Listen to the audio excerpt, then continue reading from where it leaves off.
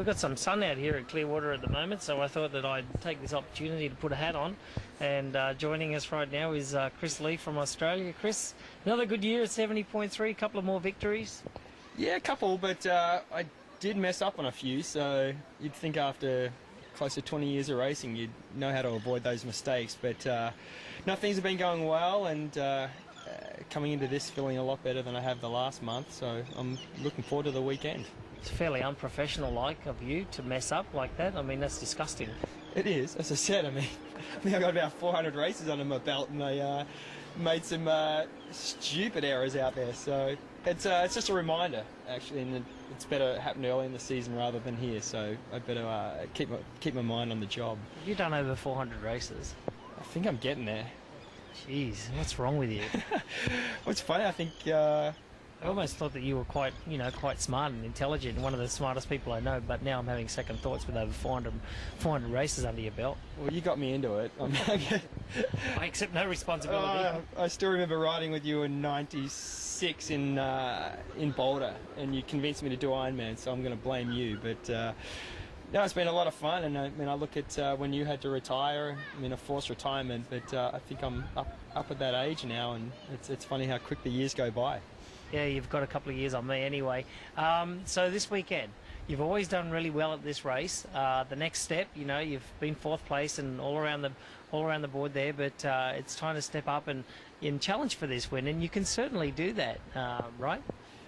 Yeah, that's always been my goal coming here, and it's been my favourite distance, probably the best distance I've raced, and for me, I'm one swim away from hopefully a real crack at a world title, and having raced, as I said, for close to 20 years, I definitely want to not end my career, but I definitely want a world title. So there's going to be a time in the swim where I've got to make that decision, have the confidence just to close a gap, and it seriously could be 30 seconds of extra work where I've just got to put it on the line, and for me that's where the race is. If I can attack or have a bit of influence early on the day rather than chase, then it makes my day a lot easier and sets it up a little better for me.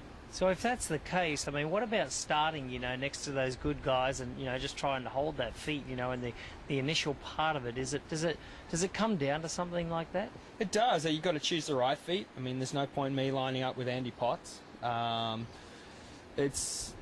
got to pick someone that's quick, that I'm confident it's not going to drop off the back. There's nothing worse than looking up and seeing that the guy you're swimming on has just faded off the back. So, I've got to make that decision, and I've also got to be the guy not to drop off. Recently my starts have been great. Even in some shorter races that I've done, the first 400 metres have been fine. And then there comes a time when I just start to see the bubbles disappear, and I think it's been a confidence issue where I'm like, well, that happened last week, it's going to happen now, I'll just chase them and catch them on the bike. And that works in other 70.3s, but it doesn't work in a world championship. You can't afford to chase 2 minutes. It's possible, but it definitely has an impact later in the day, and I just don't want to be doing that this season. Yeah, absolutely. All right, let's talk about something different, because I ask the same questions pretty much to everyone, but you're a stalwart of the sport. So let's talk a little bit about the sport and what you've done in it.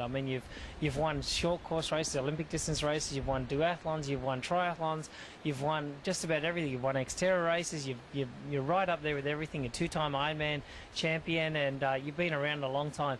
And so I've noticed over your career that when you did come back off Ironman racing and going into 70.3, that seems to me that is your distance. And I think that I'd have to go back and look at it, but I think that you hold more 70.3 titles than anyone else. I think it's close. Getting back to the distance suiting me, it does. I think sometimes I race too aggressively when I did Ironman.